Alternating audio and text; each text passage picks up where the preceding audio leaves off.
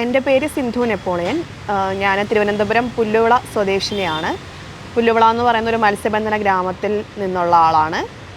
മാധ്യമപ്രവർത്തകയാണ്, ഒപ്പം ഒരു സ്വതന്ത്ര ഗവേഷകയാണെന്നും കൂടി പറയാം. 2015-16 കാലഘട്ടത്തിൽ ഞങ്ങൾ കോസ്റ്റൽ സ്റ്റുഡൻസ് കൾച്ചറൽ ഫോറം എന്ന് പറയുന്ന ഒരു സംഘടനയുമായി ആ സംഘടനയെ പറ്റി ആദ്യമായി ആലോചിക്കുന്നത് ഒരുപക്ഷെ ആ ഒരു സമയത്താണ്.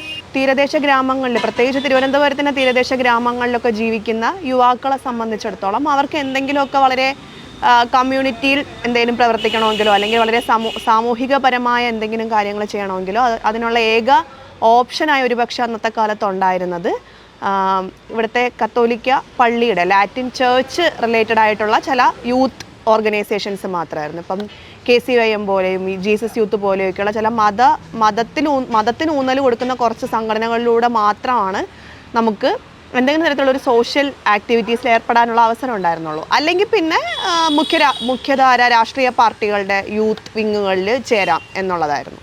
അപ്പോൾ ഈ രണ്ട് ഓപ്ഷനും താല്പര്യമില്ലാത്ത ആൾക്കാരെ സംബന്ധിച്ചിടത്തോളം വേറൊരു ഓൾട്ടർനേറ്റീവും ഉണ്ടായിരുന്നില്ല. അങ്ങനെയുള്ളൊരു ചിന്തയാണ് സത്യം പറഞ്ഞാൽ കോസ്റ്റൽ സ്റ്റുഡൻസ് കൾച്ചറൽ ഫോറം എന്ന് പറയുന്ന ഒരു കോസ്റ്റൽ യൂത്ത് ബേസ്ഡ് NGOയുമായി മുന്നോട്ട് വരാൻ ഞാൻ ഉൾപ്പെടുന്ന ഒരു കൂട്ടം യുവാക്കളെ പ്രേരിപ്പിച്ചത്. ആ കൂട്ടത്തിൽ ജെയ്സൺ ജോൺ ഉണ്ടായിരുന്നു, കുമാർ കരിങ്കുളം ഉണ്ടായിരുന്നു, ജ്യോതിബസ്സും ഉണ്ടായിരുന്നു, സജിത്ത് ഉണ്ടായിരുന്നു. പിന്നെ പെൺകുട്ടികളുടെ കാര്യം പറഞ്ഞാൽ ഒരു ജോളി, സൗമ്യ, മിസ്റ്റി, പിന്നെ ഞാൻ, അങ്ങനെ ഞങ്ങളൊരു കൂട്ടം അന്ന് ഡിഗ്രി ചെയ്തവരും ചെയ്തുകൊണ്ടിരിക്കുന്നവരും PG ചെയ്തുകൊണ്ടിരിക്കുന്നവരും ഒക്കെ ആയിട്ടുള്ള ഒരു ജോലി, ഇത്ര പോലും പഠിച്ചിട്ടില്ലാത്ത ജോലി ചെയ്തുകൊണ്ടിരിക്കുന്ന ആൾക്കാരും ഒക്കെയുള്ളൊരു മിക്സഡ് ഗ്രൂപ്പൊക്കെ ആയിരുന്നു അന്നത്തെ ഈ ഒരു CSCF ഫൗണ്ടർമാരെന്ന് പറയുന്നത്. ഞങ്ങളുടെ നാട്ടിലെ യുവാക്കളെ, അതായത് തിരുവനന്തപുരത്തെ തീരദേശ ഗ്രാമങ്ങളിൽ നിന്നുള്ള യുവാക്കളെ കുറച്ചുകൂടെ അവരുടെ ബൗണ്ടറീസ് കുറച്ചുകൂടെ വലുതാക്കാനും അവരെ കുറെ കൂടെ വിദ്യാഭ്യാസപരമായും കരിയർ പരമായും ഒക്കെ കുറച്ചുകൂടെ വിശാലമായ ഒരു ലോകവീക്ഷണത്തിലേക്ക് നമ്മുടെ യുവാക്കൾക്ക് എത്താൻ പറ്റും, അതിനുള്ള അവസരങ്ങൾ ഉണ്ടാക്കുക എന്നുള്ളതായിരുന്നു നമ്മുടെ ഒരു പ്രധാനപ്പെട്ട അല്ലെങ്കിൽ വളരെ പ്രഥമമായിട്ടുള്ള ഒരു ലക്ഷ്യം. CSCF പോലെ വളരെ ഇൻഡിപെൻഡൻ്റ് ആയിട്ട് നിൽക്കുന്ന അല്ലെങ്കിൽ വളരെ സ്വതന്ത്രമായ ഒരു ഐഡൻറ്റിറ്റി ഉള്ളൊരു NGO അതിന് മുൻപ് ഒരു പക്ഷേ കേരളത്തിലെ തീരദേശ ഗ്രാമങ്ങളിൽ നിന്ന് ഉണ്ടാവുന്നത് വളരെ അപൂർവമാണ്. നമുക്ക് PCO പോലെ, പ്രോഗ്രാം ഫോർ കമ്മ്യൂണിറ്റി ആക്ഷൻ പോലുള്ള PCO പോലുള്ള ഓർഗനൈസേഷൻസ് ഒക്കെ ഉണ്ടായിരുന്നെങ്കിൽ പോലും അതിനകത്തൊക്കെ പാർട്ടിസിപ്പേറ്റ് ചെയ്തത് കുറച്ചുകൂടെ മുതിർന്ന മത്സ്യബന്ധന മേഖലയിൽ നിന്നുള്ള കുറച്ചുകൂടെ മുതിർന്ന ആൾക്കാരായിരുന്നു. CSCFൻ്റെ എക്കാലത്തെയും വലിയൊരു അഡ്വാൻറ്റേജ് നമ്മുടെ ഒരു നട്ടെല്ലായിരിക്കുന്നത് എപ്പോഴും യുവാക്കളാണ്. അപ്പോൾ അതുകൊണ്ട് തന്നെ CSCFൻ്റെ പരിപാടികൾ വളരെ പെട്ടെന്ന് തന്നെ ശ്രദ്ധിക്കപ്പെട്ടു. ഒരുപാട് പേര് സോഷ്യൽ മീഡിയയിലൊക്കെ നമ്മളെ ഫോളോ ചെയ്യാൻ തുടങ്ങി. ഞങ്ങൾ ആദ്യം ചെയ്തത് ഡിഗ്രിക്കൊക്കെ പഠിക്കുന്ന വിദ്യാർത്ഥികളുമായിട്ടൊക്കെ ബന്ധപ്പെട്ട് അവരുടെ ഹയർ എഡ്യൂക്കേഷനിൽ ഇപ്പോൾ +2 കഴിഞ്ഞുള്ളവർക്ക് ഡിഗ്രിക്ക് ചേരാൻ വേണ്ട, അവർക്ക് അതിന് വേണ്ട ടെക്നിക്കലായിട്ടുള്ള സപ്പോർട്ട് ചെയ്ത് കൊടുക്കുക. ഡിഗ്രി കഴിയുന്നവർക്ക് PGക്കും അല്ലെങ്കിൽ PG കഴിയുന്നവർക്ക് PhDക്കും ഒക്കെ പോകാനായിട്ട് അവർക്ക് ഒരു പക്ഷേ നല്ല സ്ഥാപനങ്ങൾ ഏതൊക്കെയാണ്, അവർ പഠിക്കാൻ ഉദ്ദേശിക്കുന്ന കോഴ്സ് എന്താണ്, അവരുടെ അഭിരുചി എന്താണ്, ആ അഭിരുചിക്ക് പറ്റിയ കോഴ്സ് ഏതെന്നും ആ കോഴ്സ് പഠിക്കാൻ പറ്റിയ ഏറ്റവും നല്ല കോളേജ് അല്ലെങ്കിൽ യൂണിവേഴ്സിറ്റി ഏതെന്നും ഒക്കെ അവർക്ക് അത്തരത്തിലുള്ളൊരു ഓറിയൻറ്റേഷൻ കൊടുക്കുക. അതായത് ഒരു കരിയർ ഗൈഡൻസ് പോലുള്ള കാര്യങ്ങളിൽ വളരെ ഊന്നൽ കൊടുത്തുകൊണ്ടാണ് നമ്മൾ തുടക്കത്തിൽ പ്രവർത്തിച്ചു വന്നത്. പക്ഷേ ആദ്യത്തെ 1-2 വർഷത്തിനപ്പുറം നമുക്ക് മനസ്സിലായി, കാരണം ഞങ്ങൾ അന്ന് ഫോക്കസ് ചെയ്തിരുന്ന ആ ഒരു കരിയർ അല്ലെങ്കിൽ വിദ്യാഭ്യാസം എന്നുള്ള ആ ഒരു ലിമിറ്റഡ് ഗോളിന് അപ്പുറത്തേക്ക് വിശാലമായ ഒരുപാട് കാര്യങ്ങൾ ഈ കമ്മ്യൂണിറ്റിക്കകത്ത് ചെയ്തു തീർക്കാനുണ്ടെന്നും ഇവിടുത്തെ യുവാക്കൾക്ക് അച്ചീവ് ചെയ്യാൻ അല്ലെങ്കിൽ യുവാക്കൾക്ക് മുൻപിൽ വെല്ലുവിളിയായി നിൽക്കുന്ന ഒരുപാട് കാര്യങ്ങളുണ്ടെന്നും നമ്മൾ ഓരോ വർഷവും ഓരോ മാസവും കഴിയുന്നതോറും മനസ്സിലാക്കാൻ തുടങ്ങി. അങ്ങനെയാണ് നമ്മൾ ഒരു എഡ്യൂക്കേഷൻ എന്നുള്ളൊരു ഒരു ഓപ്ഷനിൽ നിന്നും മാത്രം പരിമിതപ്പെടാതെ കൂടുതൽ, അതായത് ഇപ്പോൾ കമ്മ്യൂണിറ്റി ഡെവലപ്മെൻറ്റ് പോലെ, ജെൻഡർ പോലെ അത്തരത്തിലുള്ള വലിയ മറ്റ് വിഷയങ്ങളിലോട്ടൊക്കെ കടക്കാൻ ആരംഭിച്ചത് അങ്ങനെയാണ്. ഒരു സമയം കഴിഞ്ഞപ്പോൾ CSCFുമായി ബന്ധപ്പെട്ട് CSCF വളരെ ഫോക്കസ് ചെയ്തിട്ടുണ്ടായിരുന്ന ഒരു ഏരിയ ആയിരുന്നു ഈ ഒരു ഇൻഡിജീനിയസ് ഐഡൻറ്റിറ്റി എന്ന് പറയുന്നത്. കാരണം മത്സ്യത്തൊഴിലാളി വിഭാഗം അല്ലെങ്കിൽ മത്സ്യബന്ധന മേഖല എന്ന് പറയുന്നത് പൊതുവേ ഇന്ത്യയിൽ ഒരിടത്തും തന്നെ ഒരു ഇൻഡിജീനിയസ് ഐഡൻറ്റിറ്റി ഉള്ള കമ്മ്യൂണിറ്റി ആയിട്ട് ആരും അത്രയ്ക്ക് അങ്ങോട്ട് അംഗീകരിച്ച് തരാറില്ല. പൊതുവേ ട്രൈബൽ കമ്മ്യൂണിറ്റികളെയാണ് നമ്മളെപ്പോഴും ഒരു തദ്ദേശീയ ജനവിഭാഗമായിട്ടൊക്കെ അണ്ടർസ്റ്റാൻഡ് ചെയ്യുന്നത്. പക്ഷേ മത്സ്യബന്ധന കമ്മ്യൂണിറ്റികളും ഫിഷിംഗ്, കേരളത്തിലെ അല്ലെങ്കിൽ ഇന്ത്യയിലെ ഒക്കെ പലതരത്തിൽപ്പെട്ട ഫിഷിംഗ് കമ്മ്യൂണിറ്റികൾക്കും അത്തരത്തിലുള്ള ഇൻഡിജീനിയസ് ഐഡൻറ്റിറ്റി ഉണ്ടെന്നും ആ ഇൻഡിജീനിയസ് ഐഡൻറ്റിറ്റിയുടെ ഭാഗമായിട്ടുള്ള ഈ കമ്മ്യൂണിറ്റികളുടെ കൾച്ചറാവട്ടെ, അവരുടെ ഭാഷയാവട്ടെ, അവരുടെ ഭക്ഷണമാവട്ടെ, വേഷവിധാനങ്ങളാവട്ടെ, ഇത്തരത്തിൽ ഈ ഒരു ഐഡൻറ്റിറ്റിയുമായി ബന്ധപ്പെട്ട എന്തൊരു സംഗതിയെയും പ്രൊട്ടക്റ്റ് ചെയ്യപ്പെടേണ്ട ഒരു ആവശ്യമുണ്ടെന്നൊക്കെയുള്ള ഒരു അവബോധം ആദ്യമായിട്ടുണ്ടാക്കിയത് ഒരു പക്ഷേ CSCF ആണ്.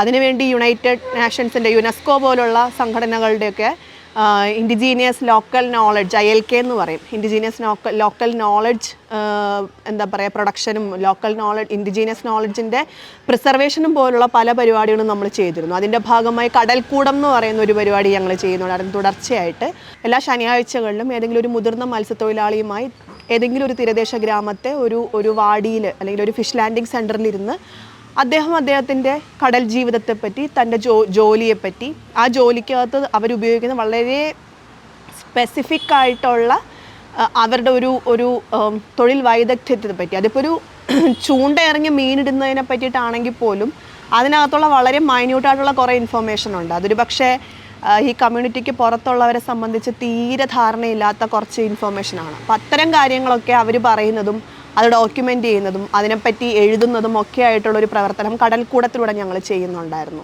നമുക്ക് ചില അജണ്ടകൾ ഉണ്ടായിരുന്നെങ്കിലും, അതായത് അടുത്ത ആഴ്ച നമുക്കിങ്ങനെ ഒരു കരിയർ ഗൈഡൻസ് പരിപാടി നടത്താം, അല്ലെങ്കിൽ അതിൻ്റെ അടുത്ത ആഴ്ച നമുക്കിങ്ങനെ നാഷണൽ സർവീസ് സ്കീം അല്ലെങ്കിൽ NSSമായി ചേർന്ന് പരിസരത്തെ 4-5 സ്കൂളുകളിൽ ഇങ്ങനെ ഒരു അവബോധ ക്ലാസ് നടത്താം, അല്ലെങ്കിൽ നമ്മുടെ പെൺകുട്ടികൾക്ക് സെക്ഷൽ എഡ്യൂക്കേഷനുമായി ബന്ധപ്പെട്ട്, സെക്സ് എഡ്യൂക്കേഷനുമായി ബന്ധപ്പെട്ട് ഒരു ക്ലാസ്, ഒരു എക്സ്പേർട്ടിനെ കൊണ്ടുവന്നൊരു ക്ലാസ് ചെയ്യാം. അങ്ങനെയുള്ള പല വിഷയങ്ങളും പല കാര്യങ്ങളും ഞങ്ങൾ ആ സമയത്ത് ടച്ച് ചെയ്തു പോയിരുന്നു. ഞാൻ ഉദ്ദേശിച്ച അജണ്ടകളെന്ന് പറയുമ്പോൾ നമ്മുടെ ഇത്തരം പരിപാടികളുടെ പ്ലാനിംഗ് ഒക്കെ ആയിരുന്നു നമ്മുടെ പ്രധാനപ്പെട്ടൊരു കാര്യം. എന്നാൽ ഈ പ്ലാനിങ്ങിനപ്പുറത്തേക്ക് അന്ന് ഞങ്ങൾ എല്ലാവരും വളരെ പേഴ്സണലി എല്ലാവരും അങ്ങോട്ടും ഇങ്ങോട്ടും നമ്മുടെ അവരവരെ തന്നെ വളർത്താൻ അല്ലെങ്കിൽ അവരവരുടെ തന്നെ വളർച്ച ഉറപ്പാക്കുന്ന തരത്തിലുള്ള ഒരു പരസ്പര സഹകരണം അവിടെ ഉണ്ടായിരുന്നു. ഞങ്ങളുടെ കൂട്ടത്തുണ്ടായിരുന്ന പലരും ലോകത്തിൻ്റെ പല ഭാഗങ്ങളിലും പോയി. ഇപ്പോൾ ഈ ഒരു ഓപ്പർച്യൂണിറ്റികളിലോട്ടൊക്കെ എത്തപ്പെടാനായിട്ട് നമ്മളെ സഹായിച്ച ഒരുപാട് പേരുണ്ട്. അല്ലെങ്കിൽ നമ്മുടെ അന്നത്തെ മെൻറ്റർമാരായിരുന്ന ജോൺസൺ ജാമൻ്റ് ആവട്ടെ, ലിസ്ബ യേശുദാസ് ആവട്ടെ, പിന്നീട് ഈവൻ ഈ ഫൗണ്ടർമാരായിട്ടുള്ള വ്യക്തികളും നമ്മുടെ ഈ ഒരു പ്രൈമറി ലൈനിൽ നിൽക്കുന്ന CSCF മെമ്പേഴ്സ് എല്ലാവരും തന്നെ ഒരു കോസ്റ്റൽ യൂത്ത് എന്നുള്ള നിലയ്ക്ക്, അല്ലെങ്കിൽ ഒരു തീരദേശത്ത് ജനിച്ചു വളർന്ന ഒരു യുവതി എന്നുള്ള നിലയ്ക്ക് നമ്മളിൽ വളരെ സ്വാഭാവികമായി തന്നെ ഇൻബിൽട്ട് ചെയ്യപ്പെട്ട കുറച്ച് ചില പരിമിതികളുണ്ട്. അതായത് നിങ്ങൾ ഇത്രയൊക്കെ പഠിച്ചാൽ മതി, അല്ലെങ്കിൽ ഇതൊക്കെയാണ് നമ്മുടെ മാക്സിമം, ഇതിനപ്പുറത്തേക്ക് പൊതുവേ നമ്മൾ പോകേണ്ട ആവശ്യമില്ല, നമ്മുടെ കൂട്ടത്തിൽ നിന്ന് ആരും പോകാറുമില്ല എന്നൊക്കെയാണ് ഞങ്ങൾ പല കാര്യങ്ങളും കേട്ട് പഴകിയിട്ടുള്ളത്. അതിനെയൊക്കെ ആ ബൗണ്ടറികളെയൊക്കെ ബ്രേക്ക് ചെയ്ത് പോകാൻ സാധിച്ചു എന്നുള്ളതാണ് ഞാൻ ഈ നേരത്തെ പറഞ്ഞ പേരിലുള്ള ആൾക്കാരുടെ ഒക്കെ ഒരു വലിയ നേട്ടം.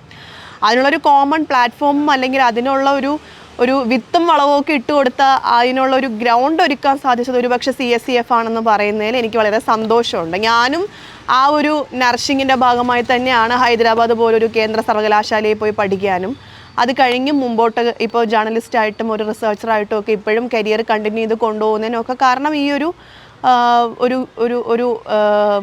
കുറേ നമുക്ക് ഉണ്ടായ കുറേ വിശാലമായ ലോകവീക്ഷണവും കാഴ്ചപ്പാടുകളും ഒക്കെയാണ്. മത്സ്യബന്ധന വിഭാഗവുമായി ബന്ധപ്പെട്ട് അല്ലെങ്കിൽ തിരുവനന്തപുരത്തെ തീരദേശ കമ്മ്യൂണിറ്റിയുമായി ബന്ധപ്പെട്ട് അടുത്ത കാലത്തുണ്ടായ ഒരു പ്രധാനപ്പെട്ട ഇവൻ്റായിരുന്നു വിഴിഞ്ഞം തുറമുഖത്തിനെതിരായിട്ടുള്ള മത്സ്യത്തൊഴിലാളികളുടെ സമരം. കഴിഞ്ഞ വർഷം നടന്ന സമരത്തിൽ ഒരു പക്ഷേ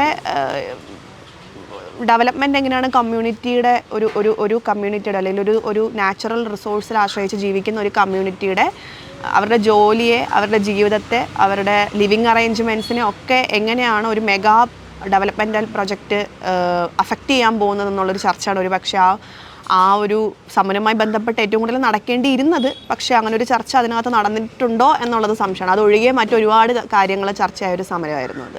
പൊതുപ്രവർത്തനത്തിൽ അല്ലെ CSCF ഈ കമ്മ്യൂണിറ്റിക്കകത്ത് പ്രവർത്തിച്ചു തുടങ്ങിയതിന് ശേഷം ഉണ്ടായിട്ടുള്ള കമ്മ്യൂണിറ്റിയുടെ ഒരു മാസ് മൂവ്മെൻ്റ് എന്ന് പറയാവുന്ന, അല്ലെങ്കിൽ വളരെ വലിയ രീതിക്ക് കമ്മ്യൂണിറ്റിയുടെ ഒരു മൂവ്മെൻ്റ് ഉണ്ടായ ഒരു മൊമെൻ്റ് ആയിരുന്നു, ഒരു ഇവൻ്റായിരുന്നു ഈ വിഴിഞ്ഞം സമരം. ആ സമയത്ത് CSCF സത്യത്തിൽ കോവിഡുമായി ബന്ധപ്പെട്ടുണ്ടായ കുറച്ച് അനിശ്ചിതത്വങ്ങളും നമ്മുടെ തന്നെ കുറച്ച് മെമ്പേഴ്സൊക്കെ ഞാൻ നേരത്തെ സൂചിപ്പിച്ച പലരും ഹയർ സ്റ്റഡീസിനൊക്കെ ആയിട്ട് പലയിടത്തുമൊക്കെ പോയതോടുകൂടി ഉണ്ടായതും ഒക്കെ ആയിട്ട് ഒരു വല്ലാത്ത പ്രതിസന്ധിയിൽ തന്നെ CSCF നിൽക്കുന്ന ഒരു സമയമായിരുന്നു വിഴിഞ്ഞം സമരം ഉണ്ടായത്. അന്ന് നമുക്ക് ചെയ്യാൻ സാധിച്ച ഏറ്റവും പ്രധാനപ്പെട്ട കാര്യം, നമ്മളിൽ അന്ന് തിരുവനന്തപുരത്തുണ്ടായിരുന്ന നമ്മുടെ ഞാൻ ഉൾപ്പെടെയുള്ള മെമ്പേഴ്സൊക്കെ തന്നെ ആ സമരത്തിൻ്റെ പല സമയങ്ങളിൽ ആ സമരപ്പന്തലിൽ ഉണ്ടാവുകയും ആ സമരത്തിൽ പങ്കെടുക്കുന്ന ആൾക്കാരുമായി വ്യക്തിപരമായും പബ്ലിക്കായും ഒക്കെ സംവദിക്കുകയൊക്കെ ചെയ്യുന്നുണ്ടായിരുന്നു. ഈ ഒരു സമരവുമായി ബന്ധപ്പെട്ട് ഒരു ലെക്ചർ സീരീസ് CSCF അവിടെ സംഘടിപ്പിച്ചിരുന്നു. ഓരോ ദിവസവും സമരവും കമ്മ്യൂണിറ്റിയുമായി ബന്ധപ്പെട്ട് കണക്ട് ചെയ്തുകൊണ്ടുള്ള ഒരു വിഷയം എടുത്തുകൊണ്ട് ആ വിഷയത്തെപ്പറ്റി ഓരോരുത്തർ സംസാരിക്കുന്ന ഒരു കാര്യമായിരുന്നു. അപ്പം എനിക്ക് ഓർമ്മയുണ്ട്, ഞാൻ സംസാരിച്ചത് എങ്ങനെയാണ് ഇത്തരം ജനകീയ സമരങ്ങൾ സ്ത്രീകളാൽ അല്ലെങ്കിൽ സ്ത്രീകളുടെ സാന്നിധ്യം കൊണ്ട് ഇത്തരം ജനകീയ സമരങ്ങൾ ശക്തമാക്കപ്പെടുന്നു എന്നുള്ളൊരു വിഷയത്തിലാണ് CSCFനെ റെപ്രസെൻ്റ് ചെയ്തുകൊണ്ട് ഞാൻ ഒരിക്കൽ സംസാരിച്ചത്. എനിക്ക് മുമ്പിൽ അന്ന് അവിടെ ഉണ്ടായിരുന്ന തീരദേശ ഗ്രാമങ്ങളിൽ നിന്നെത്തിയ അനേകായിരം സ്ത്രീകളോട് അന്ന് എനിക്ക് അതിൻ്റെ ആ ഒരു ടോക്കിൻ്റെ ഭാഗമായിട്ട് എനിക്ക് സംവദിക്കാൻ സാധിച്ചു.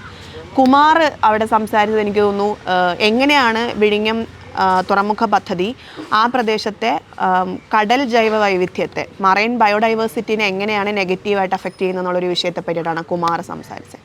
ഇതുപോലെ നമ്മളെല്ലാവരും നമ്മളെ കൊണ്ടാവുന്ന പോലെ നമുക്ക് അധികവും ചെയ്യാൻ സാധിക്കുമായിരുന്ന ആ ഒരു ഇൻ്റലക്ച്വൽ ഷെയറിങ്ങും ഒപ്പം തന്നെ വ്യക്തികളെന്നുള്ള നിലയ്ക്ക് സംഘടിക്കാനും ആ സമരത്തിൻ്റെ ഭാഗമാവാനും ഒക്കെ CSCF ശ്രമിച്ചിരുന്നു. ആ സമരം ഡോക്യുമെൻ്റ് ചെയ്യുക എന്ന് പറയുന്ന ഒരു വലിയ പ്രക്രിയയിലും ഞാനും കുമാറും ഒക്കെ അടങ്ങുന്ന CSCF അംഗങ്ങൾ ഭാഗമായിട്ടുണ്ട്. വിഴിഞ്ഞം സമരം ഒരു നേർക്കാഴ്ച എന്ന് പറഞ്ഞിട്ട് ഒരു പുസ്തകം അടുത്ത കാലത്ത് ഏതാനും മാസങ്ങൾക്ക് മുമ്പ് റിലീസ് ചെയ്തിരുന്നു. ആ പുസ്തകത്തിൻ്റെ എഡിറ്റോറിയൽ ടീം മെമ്പറിൽ ഒരാൾ ഞാനായിരുന്നു. ഒപ്പം തന്നെ ആ പുസ്തകത്തിൻ്റെ പ്രധാനപ്പെട്ട ഒരു ഫസ്റ്റത്തെ ഒരു ലേഖനം എന്ന് പറയുന്നത് ഈ വിഴിഞ്ഞം സമരവുമായി ബന്ധപ്പെട്ട തുടക്കം മുതലുണ്ടായ സംഭവങ്ങളെ, ഏറ്റവും ബേസിക്കായിട്ടുണ്ടായ സംഭവങ്ങൾ മുതൽ ഉള്ള കാര്യങ്ങളെ ക്രോണോളജിക്കലി ഡോക്യുമെൻ്റ് ചെയ്തു പോയ ഒരു ലേഖനം ഞാനും കുമാറും ഡോക്ടർ അനിൽകുമാറും ചേർന്നൊക്കെ എഴുതിയിട്ടുണ്ടായിരുന്നു. അത്തരത്തിലൊക്കെയാണ് CSCF ഏറ്റവും അടുത്തിടെ നടന്ന ഒരുപക്ഷെ ഈ പറയാവുന്ന വിഴിഞ്ഞം സമരത്തിൽ നമ്മുടെ ഒരു റോള് ചെയ്തത്. കേരളം കണ്ട ഏറ്റവും വലിയ പ്രളയത്തിൽ നമ്മളെപ്പോഴും പറയും, തിരുവനന്തപുരത്ത് നിന്ന് വള്ളങ്ങൾ ഇറക്കിപ്പോയ മത്സ്യത്തൊഴിലാളികളാണ് മധ്യ കേരളത്തിൽ കുടുങ്ങിപ്പോയ ഒരുപാട് മനുഷ്യരെ രക്ഷിച്ചതെന്ന് പറയും. അതിൻ്റെ ഭാഗമായിട്ട് CSCFൻ്റെ ഒരുപാട് വോളണ്ടിയേഴ്സ്, യുവാക്കളായിട്ടുള്ളവരും ഒക്കെ ഈ മുതിർന്ന മത്സ്യത്തൊഴിലാളികൾക്കൊപ്പം 20, 22, 25, 30 വയസ്സൊക്കെയുള്ള നമ്മുടെ CSCFൻ്റെ ഭാഗമായിട്ടുള്ള ഒരു പറ്റം യുവാക്കളും ആ വള്ളങ്ങൾക്കൊപ്പം പോയിട്ട് റെസ്ക്യൂ പരിപാടികളിൽ സജീവമായി പങ്കെടുത്തിട്ടുണ്ടായിരുന്നു. CSCFൻ്റെ പ്രവർത്തകനായിരുന്ന ഒരു ജോൺ രാജ് ഉണ്ട്, പൂവാറെന്നുള്ള ജോൺ രാജ്. ഈ ഫ്ലഡിലൊക്കെ വളരെ കാര്യമായിട്ട് ഇടപെട്ടൊരു കക്ഷിയാണ് ജോൺ രാജ്. പിന്നീട് ഫ്ലഡിനൊക്കെ ശേഷം, മാസങ്ങൾക്കൊക്കെ ശേഷം അവന് പഠിക്കാനൊക്കെ ആഗ്രഹം ഉണ്ടായിട്ടും അത് മുന്നോട്ട് പോകാൻ പറ്റാണ്ടിരുന്ന ഒരു സാഹചര്യത്തിൽ മരിയനാടെന്ന് വള്ളത്തിൽ കയറി അവൻ്റെ ബന്ധുക്കൾക്കൊപ്പം വള്ളത്തിൽ കയറി കടലിൽ പണിക്ക് പോയതും, കുറേ ദിവസം ഉൾക്കടലിൽ നങ്കൂരം ഇട്ട് കിടന്നുള്ള പണിയായിരുന്നു, തങ്ങലുപണി എന്ന് പറയും ഞങ്ങൾ. അങ്ങനെയുള്ള പണിക്ക് പോയതും ആ പണി അവൻ അവിടെ കടലിൽ ഉണ്ടായിരുന്ന സമയത്ത് നാട്ടിൽ അവൻ്റെ അമ്മ ഒരു അപകടത്തിൽ മരണപ്പെടുന്ന ഒരു വളരെ ദൗർഭാഗ്യകരമായൊരു സാഹചര്യമുണ്ട്. ആ ഇൻസിഡൻ്റൊക്കെ, ആ അമ്മയുടെ മരണത്തിൻ്റെ അടക്കവും ഒക്കെ കഴിഞ്ഞ ദിവസങ്ങൾക്ക് ശേഷമാണ് ജോൺ രാജ് കരയിലെത്തുന്നതും ഈ വിവരം പോലും അറിയുന്നത്. കോസ്റ്റൽ സ്റ്റുഡൻസ് കൾച്ചറൽ ഫോറം ഏറ്റവും അവസാനമായിട്ട് ചെയ്തൊരു പ്രധാനപ്പെട്ട പരിപാടി തിരുവനന്തപുരത്തുള്ള അലയൻസ് ഫ്രാൻസൈസ് എന്ന് പറയുന്ന സ്ഥാപനവുമായി ചേർന്ന് ഒരു കടൽ പരിസ്ഥിതി സംരക്ഷിക്കുക അല്ലെങ്കിൽ പ്ലാസ്റ്റിക് മാലിന്യത്തിനെതിരെയുള്ള ഒരു ക്യാമ്പയിൻ, ഒരു പരിപാടിയായിരുന്നു. അതൊരു വളരെ രസകരമായൊരു പരിപാടിയായിരുന്നു. ഈ അലയൻസ് ഫ്രാൻസൈസ് എന്ന് പറയുന്നത് ഫ്രഞ്ച് എംബസിക്ക് കീഴിലുള്ള ഒരു സ്ഥാപനമാണ്. ഫ്രഞ്ച് കൾച്ചറൽ സെൻറ്റർ എന്ന് പറയാം. അവർ ഒരു ഫ്രഞ്ച് ആർട്ടിസ്റ്റിനെ, അനേസ് ബ്യൂലിയോ എന്ന് പറയുന്ന ഒരു ഫ്രഞ്ച് എംബ്രോയ്ഡറി ആർട്ടിസ്റ്റിനെ ഇന്ത്യയിലോട്ട് എത്തിക്കുകയും ഇന്ത്യയിലെ തിരുവനന്തപുരം, ഡൽഹി, പൂനെ, മുംബൈ അങ്ങനെ 4 നഗരങ്ങൾ കേന്ദ്രീകരിച്ച് ആ ഓരോ നഗരത്തിലെയും ഒരു കമ്മ്യൂണിറ്റിനെ ഐഡൻറ്റിഫൈ ചെയ്ത് ആ കമ്മ്യൂണിറ്റി നേരിടുന്ന ഒരു പ്രധാനപ്പെട്ട പാരിസ്ഥിതിക പ്രശ്നം ഐഡൻറ്റിഫൈ ചെയ്ത് ആ പ്രശ്നത്തിനെ എങ്ങനെ എംബ്രോയ്ഡറിയിലൂടെ കൂടുതൽ പേരിലേക്ക് എത്തിക്കാം, അല്ലെങ്കിൽ അതിനെങ്ങനെ ഒരു വോയിസ് കൊടുക്കാം എന്നൊക്കെ പറഞ്ഞിട്ടുള്ള ഒരു പരിപാടിയായിരുന്നു.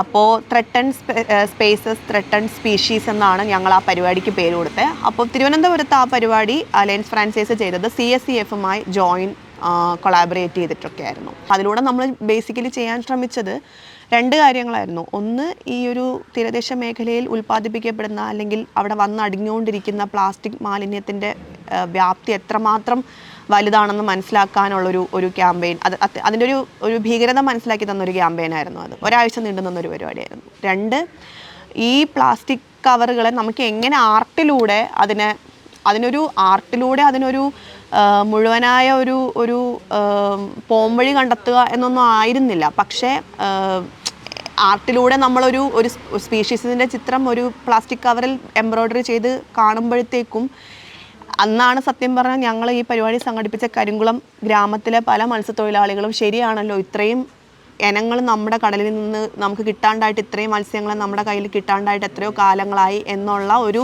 റിയലൈസേഷൻ ആ കമ്മ്യൂണിറ്റിയിലുള്ളവർക്ക് പോലും ഉണ്ടാകുന്നത്. അപ്പോൾ പിന്നെ കമ്മ്യൂണിറ്റിക്ക് പുറത്തുള്ളവരിൽ ഈ ഒരു ക്യാമ്പയിൻ ഉണ്ടാക്കിയ ഇമ്പാക്റ്റ് ഞാൻ പറയേണ്ടതില്ലല്ലോ, അത്രയും വലിയൊരു ഇമ്പാക്റ്റ് ആയിരുന്നു. ഒരു വിദ്യാഭ്യാസം അല്ലെങ്കിൽ ഹയർ എഡ്യൂക്കേഷൻ അല്ലെങ്കിൽ കരിയർ ഓറിയൻറ്റേഷൻ എന്ന് പറയുന്ന ഒരു സംഗതിയിൽ മാത്രമായി നിൽക്കേണ്ടവരല്ല നിങ്ങൾക്ക് ഒരുപാട് കാര്യങ്ങൾ ചെയ്യാനുണ്ട്. ഇവിടുത്തെ കടലിൽ പോകുന്ന മത്സ്യത്തൊഴിലാളികളുടെ അവകാശങ്ങളുമായി ബന്ധപ്പെട്ട് ഒരുപാട് പോരാട്ടങ്ങൾ നടത്തേണ്ടതുണ്ട്. ചന്തയിൽ മീൻ വിൽക്കാൻ പോകുന്ന മത്സ്യക്കച്ചവട മേഖലയിൽ നിന്നുള്ള സ്ത്രീകളുടെ വളരെ ബേസിക് ആയിട്ടുള്ള പല അവകാശങ്ങളും പല കാര്യങ്ങളും ഇന്നും നമ്മുടെ ഭരണകൂടം കണ്ടില്ലെന്ന് നടിച്ച് നിൽക്കുമ്പോൾ അവിടെ നിങ്ങൾ ഇടപെടേണ്ടതുണ്ട്. വിദ്യാർത്ഥികളുടെ സ്കോളർഷിപ്പ് ആണെങ്കിലും അവർക്ക് ഏറ്റവും മിനിമം പറഞ്ഞാൽ പൊഴിയൂർ എന്നുള്ളൊരു വിദ്യാർത്ഥിക്ക്, തിരുവനന്തപുരത്തിൻ്റെ ഏറ്റവും അങ്ങ് അറ്റത്തുള്ള മത്സ്യബന്ധന ഗ്രാമമാണ് പൊഴിയൂർ നിന്ന് വരുന്ന ഒരു വിദ്യാർത്ഥിക്ക് തിരുവനന്തപുരം നഗരത്തിൽ ഒരു കോളേജിൽ വന്ന് പഠിക്കാനായിട്ട് ഡയറക്റ്റ് ഒരു ബസ് പോലും ഇല്ല എന്നുള്ള ഒരു സാഹചര്യമുള്ള. അപ്പോൾ ആ ബസ്സിന് പോലും ചിലപ്പോൾ നിങ്ങൾ അതിൻ്റെ ആ ഒരു വിഷയത്തെപ്പറ്റി പോലും നിങ്ങൾ എഴുതിക്കൊണ്ടിരിക്കണം, നിങ്ങൾ സംസാരിച്ചുകൊണ്ടിരിക്കണം. അങ്ങനെ ഞങ്ങളുടെ മുമ്പിൽ ഇങ്ങനെ ഒരുപാട് ആവശ്യങ്ങൾ അതിന്നും ഓരോ ദിവസം കഴിയുന്തോറും ഈ കമ്മ്യൂണിറ്റിയുമായി ബന്ധപ്പെട്ട് CSCFൻ്റെ മുമ്പിലെത്തുന്ന അല്ലെങ്കിൽ CSCF ഡീൽ ചെയ്ത് പോകുന്ന വിഷയങ്ങളുടെ എണ്ണം കൂടുന്നതല്ലാണ്ട് കുറയുന്നില്ല. അപ്പോൾ ഇതാണ് CSCFൻ്റെ ഒരു സ്ഥിരം അംഗങ്ങളായിട്ടുള്ള ആളുകളുടെ അല്ലെങ്കിൽ യുവാക്കളുടെ ഒക്കെ ഒരു ലൈഫ് ഇതാണ്, അല്ലെങ്കിൽ നമ്മുടെയൊക്കെ ഒരു പ്രൊഫൈൽ ഇതാണ്. ഇപ്പോഴും ആ ഒരു ജേണി CSCFുമായി ബന്ധപ്പെട്ടുള്ള ജേണി ഇന്നും തുടർന്നുകൊണ്ട് തന്നെ ഇരിക്കുന്നു. കോസ്റ്റൽ സ്റ്റുഡൻസ് കൾച്ചറൽ ഫോറത്തിനെ സംബന്ധിച്ചിടത്തോളം എന്താണ് ഭാവിയിലത്തേക്ക് അല്ലെങ്കിൽ ഗോയിങ് ഫോർവേഡ് എന്താണ് നമ്മൾ മുന്നിൽ കാണുന്നത്, നമ്മുടെ ലക്ഷ്യങ്ങൾ അല്ലെങ്കിൽ നമുക്കൊപ്പമുള്ള ടീം എന്നൊക്കെ പറഞ്ഞ് ആലോചിക്കുമ്പോൾ എനിക്കങ്ങനെ ഒരു പൂർണ്ണമായൊരു രൂപമൊന്നും, അല്ലെങ്കിൽ ഞങ്ങൾക്ക് അങ്ങനെ ഒരു പൂർണ്ണമായൊരു രൂപമില്ല. നിലവിൽ CSCFൻ്റെ കാര്യങ്ങൾ കോർഡിനേറ്റ് ചെയ്യാൻ നാട്ടിൽ അവൈലബിൾ ആയ 1-2 പേരിൽ ഒരാളാണ് ഞാനും രതിന ആൻ്റണി എന്ന് പറഞ്ഞ് ഞങ്ങൾക്ക് പുല്ലുവിള ഒരു വോളണ്ടിയർ ഉണ്ട്. രതിൻ ചേട്ടൻ അവിടുത്തെ ഒരു തിരഞ്ഞെടുക്കപ്പെട്ട വാർഡ് മെമ്പർ കൂടിയാണ്. ഒരുപക്ഷെ ഞങ്ങൾ രണ്ടുപേരുമാണ് പ്രധാനമായിട്ട് ഇപ്പോൾ സത്യം പറഞ്ഞ ഇവിടുത്തെ കാര്യങ്ങളൊക്കെ കോർഡിനേറ്റ് ചെയ്യുന്നത്. അപ്പോൾ ഏറ്റവും പ്രധാനപ്പെട്ടൊരു വിഷമം അല്ലെങ്കിൽ ഏറ്റവും പ്രധാനപ്പെട്ടൊരു പ്രതിസന്ധി ഈ ഒരു കോസ്റ്റൽ സ്റ്റുഡൻസ് കൾച്ചറൽ ഫോറത്തിൻ്റെ പ്രവർത്തനങ്ങൾ കോർഡിനേറ്റ് ചെയ്യാനുള്ള യുവാക്കൾ നാട്ടിൽ ആരും ഉണ്ടാവുന്നില്ല എന്നുള്ളതാണ്. അതിന് കാരണം എല്ലാവരും ഇപ്പോൾ കരിയറും ജോലിയും പഠിത്തവും ഒക്കെ ആയിട്ട് കേരളത്തിന് പുറത്തേക്കോ അല്ലെങ്കിൽ ഇന്ത്യക്ക് പുറത്തേക്കോ ഒക്കെ പൊയ്ക്കൊണ്ടിരിക്കുന്ന ഒരു ട്രെൻഡ് കേരളത്തിലെ എല്ലാ ഭാഗത്തും ഉണ്ടല്ലോ. UK പോലുള്ളിടത്തോട്ടൊക്കെ മൂവ് ചെയ്യുന്നൊരു രീതി അതിപ്പോൾ ഇവിടുത്തെ തീരദേശ ഗ്രാമങ്ങളിലും വളരെ സജീവമായിട്ടുണ്ട്. അപ്പോൾ നമ്മുടെ കൂടെ ഉണ്ടായിരുന്ന പലരും അങ്ങനെ പല വഴിക്ക് പോയി. ഇപ്പോൾ വളരെ കുറച്ച് പേര് മാത്രമേ നാട്ടിലുള്ളൂ. ഞങ്ങൾ അതുകൊണ്ട് തന്നെ ഇപ്പം നമ്മൾ കോൺസെൻട്രേറ്റ് ചെയ്യുന്നത് CSCF കോൺസെൻട്രേറ്റ് ചെയ്യാൻ ശ്രമിക്കുന്നത് ഇപ്പോൾ ഡിഗ്രിക്ക് നാട്ടിലൊക്കെ തന്നെയുള്ള കോളേജുകളിൽ ഡിഗ്രി ചെയ്തുകൊണ്ടിരിക്കുന്ന PG ചെയ്തുകൊണ്ടിരിക്കുന്ന കുറച്ച് വിദ്യാർത്ഥികളുണ്ട്. അവരിലൂടെ ഇപ്പം ഞാൻ ഈ തൊട്ട് മുൻപ് പറഞ്ഞ നമ്മുടെ റീസെൻറ്റ് AFുമായിട്ട് ബന്ധപ്പെട്ടുള്ള കൊളാബറേഷൻ്റെ ഭാഗമായി തന്നെ നമുക്കൊരു സെറ്റ് ഓഫ് വോളണ്ടിയേഴ്സിനെയൊക്കെ കിട്ടിയിട്ടുണ്ടായിരുന്നു. അപ്പോൾ അവരിലൂടെയൊക്കെ CSCFുമായി ബന്ധപ്പെട്ട പ്രവർത്തനങ്ങൾ മുമ്പോട്ട് തന്നെ കൊണ്ടുപോകാനുള്ള ഒരു ശ്രമത്തിലാണ് നമ്മളിപ്പോൾ ഉള്ളത്. കഴിഞ്ഞ തലമുറയിൽ നിന്നൊക്കെ വ്യത്യസ്തമായിട്ട് ഒരർത്ഥത്തിൽ മത്സ്യബന്ധനം എന്ന് പറയുന്ന ജോലി ആരും തന്നെ ഇപ്പോഴത്തെ യുവാക്കൾ ആരും തന്നെ ചെയ്യാൻ ഉദ്ദേശിക്കുന്നില്ല, ആഗ്രഹിക്കുന്നില്ല. അങ്ങനെ അവരെ കുറ്റം പറഞ്ഞിട്ടും കാര്യവുമില്ല. ഈവൻ CSCFോ ഞാനോ ഒന്നും തന്നെ അതിൽ ആരെയും ജഡ്ജ് ചെയ്യേണ്ട ആവശ്യവും വരുന്നില്ല. കാരണം ഈ ജോലി ചെയ്യുന്ന മനുഷ്യരോട് ഇന്നും നമ്മുടെ സമൂഹത്തിനോടുള്ളൊരു സ്റ്റിഗ്മയുണ്ട്. ഈ ജോലി ചെയ്യുന്നവർ എന്തോ ഒരു സാമൂഹികമായ എന്തോ പിന്നോക്കം ഉള്ളവരാണ്, അല്ലെങ്കിൽ കുറച്ച് വലിയ ഇൻ്റലിജൻസ് ഇല്ലാത്ത ആൾക്കാരാണ് എന്നൊക്കെയുള്ള കുറേ വാർപ്പ് മാതൃകകൾ നമ്മൾ ഉണ്ടാക്കി വെച്ചിട്ടുണ്ട്.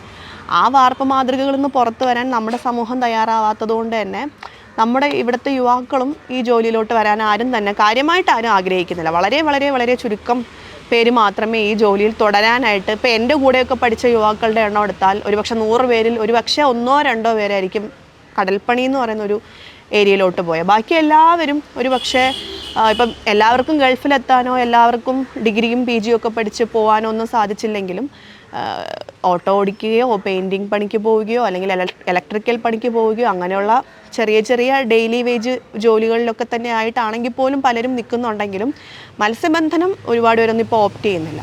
അപ്പം കുറച്ച് വർഷങ്ങൾ കഴിയുമ്പോൾ അല്ലെങ്കിൽ അടുത്തൊരു ജനറേഷൻ ആകുമ്പോഴത്തേക്കും ഈ തൊഴിൽ തന്നെ ഇവിടെ ഉണ്ടാകുമോ എന്നുള്ളൊരു ആശങ്കയൊക്കെ എല്ലാവരും സൂചിപ്പിക്കുന്നുണ്ട്. അതിനെ കുറേ പേര് പോസിറ്റീവായിട്ട് കാണുന്നുണ്ട്. ആ തൊഴിലില്ലാണ്ടിരുന്നാൽ നല്ലതല്ലേ, ആ തൊഴിലിൽ നിന്ന് കുറേ പേര് പരമാവധി പേർ അതിനേക്കാൾ മെച്ചപ്പെട്ട ജോലികളിലോട്ട് പോകുന്നത് നല്ലതല്ലേ എന്ന് കരുതുന്നവരുണ്ട്. അതല്ല, എന്താണ് ഈ ജോലിയിൽ ആൾക്കാർ വരാണ്ടിരുന്നു കഴിഞ്ഞാൽ ഈ കമ്മ്യൂണിറ്റിയുടെ ഐഡൻറ്റിറ്റി തന്നെ നിന്നു പോവില്ലേ എന്ന് ആശങ്കപ്പെടുന്നവരും ഉണ്ട്. രണ്ട് തരത്തിലും ഇതിനെ നമുക്ക് ആലോചിക്കാം. എനിക്ക് വ്യക്തിപരമായി പറഞ്ഞാൽ, അല്ലെങ്കിൽ CSCFൻ്റെ സ്റ്റാൻഡ് ഒരു പക്ഷേ ഏറെക്കുറെ വലിയ വ്യത്യാസം ഉണ്ടാവില്ല. അങ്ങനെ പറഞ്ഞു കഴിഞ്ഞാൽ മത്സ്യബന്ധനം ചെയ്യാനായിട്ട് ഒരാളെങ്കിലും ഇനിയുള്ള കാലത്ത് അവശേഷിക്കുകയാണെങ്കിൽ, ഒരു പക്ഷേ അടുത്ത തലമുറയിൽ ആകെ ഒരു ഗ്രാമത്തിൽ നിന്ന് ഒരാളാണ് അല്ലെങ്കിൽ 2 പേരാണ് ആ ജോലി ചെയ്യുന്നതെങ്കിൽ പോലും, അല്ലെങ്കിൽ 1 2 വള്ളങ്ങൾ മാത്രമാണ് ഈ പണിക്ക് പറ്റുന്ന വള്ളങ്ങളായിട്ട് അവിടെ അവശേഷിക്കുന്നതെങ്കിൽ പോലും അവർക്ക് ആ ജോലി ചെയ്യാൻ സാധിക്കണം. അവർക്ക് ആ ജോലിയുമായി മുന്നോട്ട് പോകാനുള്ള എല്ലാ റൈറ്റ്സും ഉണ്ടാവണം. അതുണ്ടാവുമ്പോൾ മാത്രമേ നമ്മളൊരു ജനാധിപത്യ സമൂഹം എന്ന് നമുക്ക് പറയാൻ പറ്റുള്ളൂ. അല്ലെങ്കിൽ പിന്നെ ചില ഇവിടുത്തെ പ്രിവിലേജ്ഡ് ആയിട്ടുള്ള അല്ലെങ്കിൽ ഇവിടുത്തെ റെപ്യൂട്ടഡ് ആയിട്ടുള്ള കുറച്ച് ജോലികൾ മാത്രം, അല്ലെങ്കിൽ കുറച്ച് പ്രൊഫഷൻസ് മാത്രം കീപ്പ് ചെയ്താൽ മതി, ബാക്കിയുള്ളതൊക്കെ നമുക്ക് കളയാം, അല്ലെങ്കിൽ അതിനെയൊക്കെ ഹൈലി മെക്കനൈസ് ചെയ്ത് അതിനെ ഭയങ്കര എന്താ പറയുക ക്യാപിറ്റൽ ഒക്കെ കൊണ്ടുവന്നിട്ടുള്ള ഒരു സാധനമാക്കി മാറ്റാം എന്നൊക്കെയാണ് നമ്മൾ നിർബന്ധം പിടിക്കുന്നതെന്നുണ്ടെങ്കിൽ, ഇപ്പോൾ സത്യം പറഞ്ഞാൽ ഇപ്പോൾ വരാൻ പോകുന്ന ബ്ലൂ എക്കോണമിയും അങ്ങനത്തെ കാര്യങ്ങളൊക്കെ അതിൻ്റെ ഒരു ദൃഷ്ടാന്തമാണ്. അങ്ങനെയാണ് നമ്മൾ വിചാരിക്കുന്നതെങ്കിൽ ഒരു പക്ഷേ എനിക്കറിയില്ല, അതിനെയൊക്കെ എല്ലാ കാലത്തും നമുക്കൊക്കെ നാക്കുള്ളിടത്തോളം കാലം ഞങ്ങളെല്ലാവരും ശക്തമായി തന്നെ CSCF എന്ന് പറയുന്ന പ്രസ്ഥാനം അത്തരം നിലപാടുകൾക്കെതിരെ ഇനിയും ശക്തമായി തന്നെ സംസാരിച്ചുകൊണ്ടിരിക്കും. ഈ ജോലി ചെയ്യാൻ ഒരു മത്സ്യത്തൊഴിലാളിയെങ്കിലും അവശേഷിക്കുന്നുണ്ടെങ്കിൽ അയാൾക്ക് ആ ജോലി ചെയ്യാനുള്ള സാമൂഹിക, സാമ്പത്തിക, സാംസ്കാരികവും ജിയോഗ്രഫിക്കലും ആയിട്ടുള്ള സംവിധാനവും സൗകര്യവും നമ്മുടെ നാട്ടിൽ അവൈലബിൾ ആയിരിക്കണം. അതായത് ഈ കടലും കടപ്പുറവും ഒക്കെ ഇവിടെ സംരക്ഷിക്കപ്പെടണം എന്ന് തന്നെയാണ് CSCFൻ്റെ എക്കാലത്തെ നിലപാട്. ഇനി അങ്ങോട്ടും അതങ്ങനെ തന്നെ ആയിരിക്കും.